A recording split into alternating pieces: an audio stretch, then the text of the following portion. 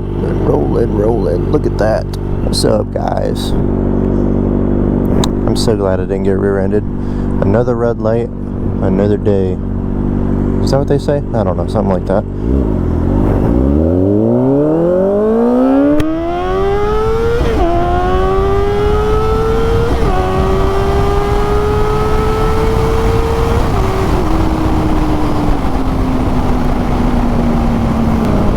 It's the amber lamps. Oh, it's a good morning. It's a good morning to be out here riding around. No Diddy. I wonder how long Diddy jokes are gonna be funny. Isn't he like not in jail now or something? I don't know. I heard that he didn't go to jail or prison or whatever. Anyways, that's not the point of this video. The point of this video is I used to be in car sales. And I quit doing that. You know why? Well, car sales isn't really that great. So the way that car sales works, for those of you who don't know, it's entirely commission. They had like a pay plan where you could start out hourly, but you could only be on it for like a couple months. I don't remember exactly what it was. It was like a probationary period. It didn't pay a lot.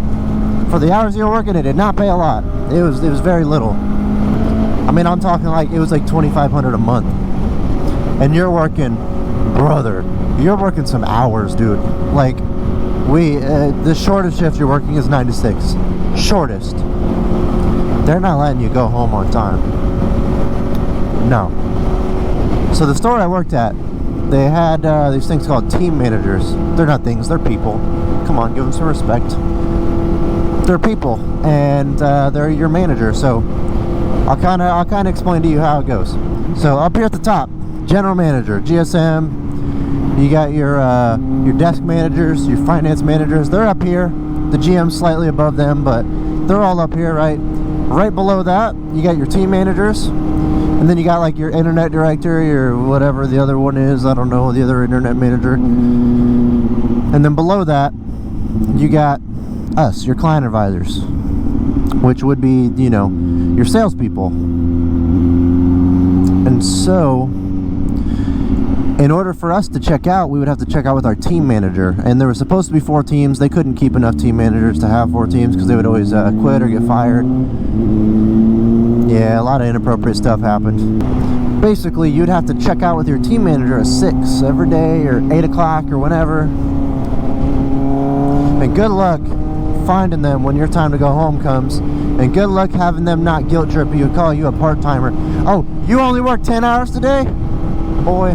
Yeah, though, dude, no, the hours really were a lot. And so the way that our pay plan was set up is basically every car deal sucked. It was what we call a mini.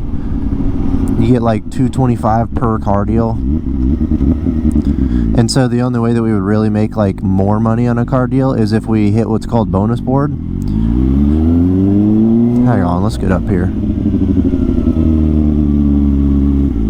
There we go. The only way that you're making more money is if you hit what we call bonus board, or what they call bonus board. And what bonus board is if you sell 10 cars or more, then your commission gets increased by a percentage. And it wasn't that much. What really did it though was when you hit what was called car allowance at 12 cars, you get an extra $800. That was pretty cool. And so you sell 12 cars a month, you're making, I don't know, probably $3,500 to $4,000 on the low end. So it was good. Yeah, you make good money. You sold 17 cars, guaranteed 10 grand. You got to hit it 3 months in a row though. Basically 90 days of just grinding. Man, so very early on working at this dealership, there was a situation where I think I sold 19 cars the first month, 18 and a half the second month, and then my third month I sold 16 and a half cars. And you know what? I lost it. I had to start all over. Man, I remember that last day of the month. I had been with like 4 or 5 clients. Nah, they don't call them clients, they call them customers. I'm getting so used to the tattoo world, I call people clients because that's what they deserve.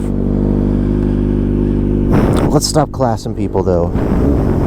We don't need to put people in boxes.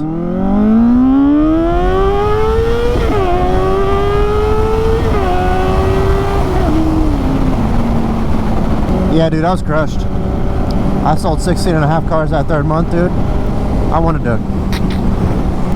I felt like I should have made a car deal that day. Or even those last few days after hitting 16 cars. I feel like I should have been able to sell another car, sorry. That was heartbreaking, dude. Man, the money problems did not end there. There's another thing, it's called Spiffs. So like basically, let's say like they would say like if you sell this type of car or like this stock number of car because they're like a certain age on the lot, you'll get an extra $250. Or like, did you just scoot forward on me? How dare you?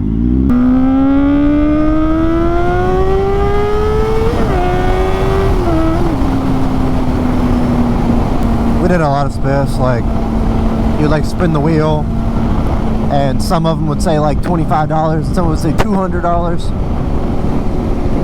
It was pretty cool. There were some weekends where I'd get a lot of spiff money, dude. But the thing is, getting your spiff money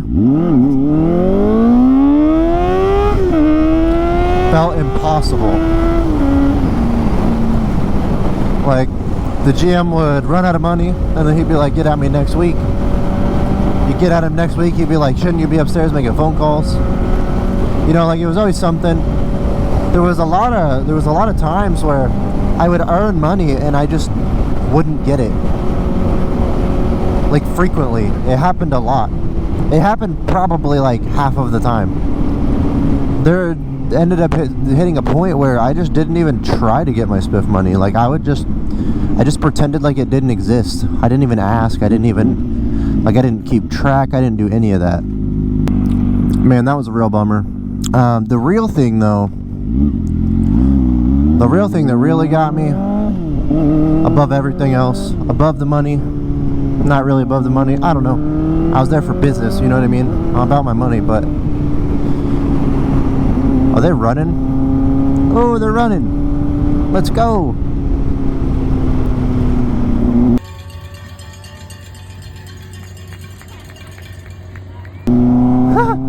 I don't think they saw me. I was pedaling my bike. Yeah, what really bothered me, dude, is the fact that I just, like, felt so disrespected constantly. It was constant disrespect. Nobody was ever treated like an adult there as a client advisor. Even the team managers, dude, are just treated like absolute dog water. Like bottom of the bowl dog water is how they get treated. Which is crazy because these team managers are getting like, dude, I saw some of them making $250,000, $300,000 a year. And they're just getting treated like scums of the earth. Like they literally got treated like the gum that you find in a McDonald's bathroom. There was a lot of abuse, a lot of disrespect, a lot of all that stuff. I felt like there was a lot of dishonesty. So you have front end and you have back end, and those are the two different ways that you get paid on a car deal. Front end is things like the car's price, what you give them for the trade-in, like the profit that you make on those. Back end would be like warranty products, interest rate, things like that. You know, basically the easiest way to remember it is front end is things that you cannot change or cancel after the car deal. Back end are things that you can change and cancel after the deal. So, like if you buy gap insurance, you can cancel that. You know, that's back end. I gotta really focus on this U-turn. Oh yeah, technique. Super wide.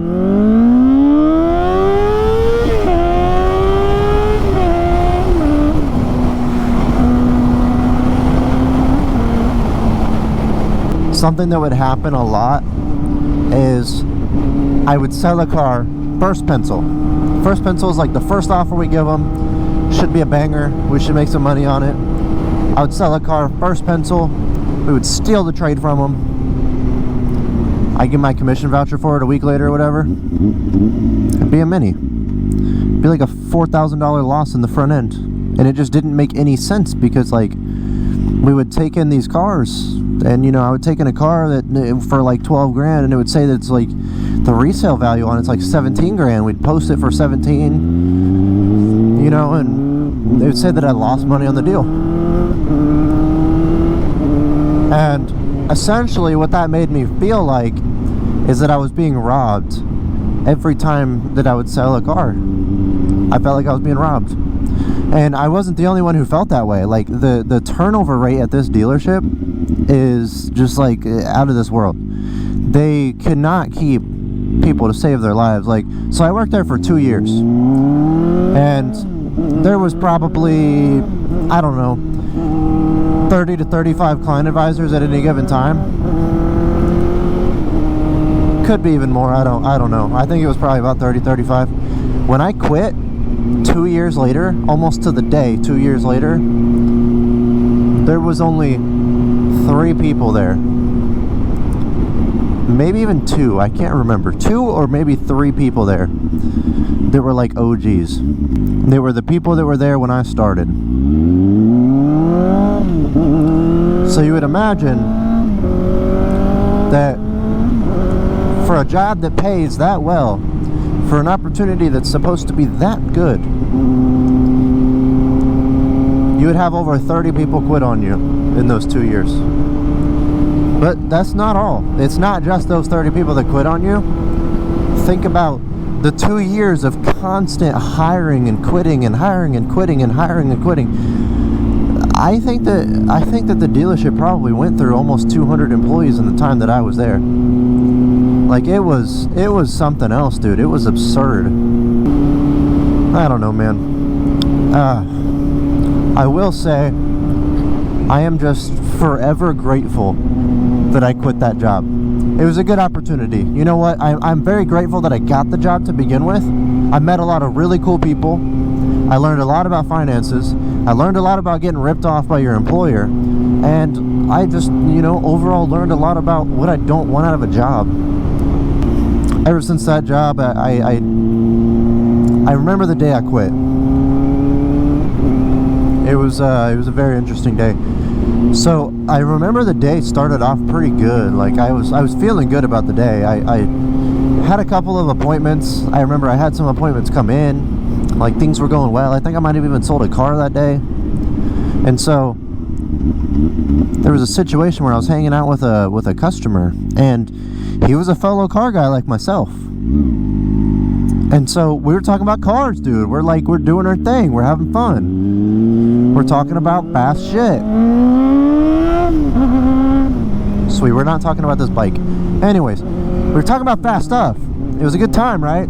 And so we pulled something up on my phone, and I started showing him a video. We were just like, we were hanging out. We were having a good time. You know, he's buying a car. It's stressful. It sucks. Nobody likes buying cars. Well, eventually they come out. They show him numbers. It doesn't work out. And he leaves. And my team manager sits me down. And he tells me, he says, I can't have you on my team anymore because the desk is always on me about you. And basically we had this long conversation about how I can't be on my phone when I'm with a customer. And I try explaining to him, like, you see me with the customer on my phone and I'm showing him something. We're like together in this. We're doing a thing. I'm keeping him entertained. He's doing something really stressful. Nobody likes buying cars. It sucks.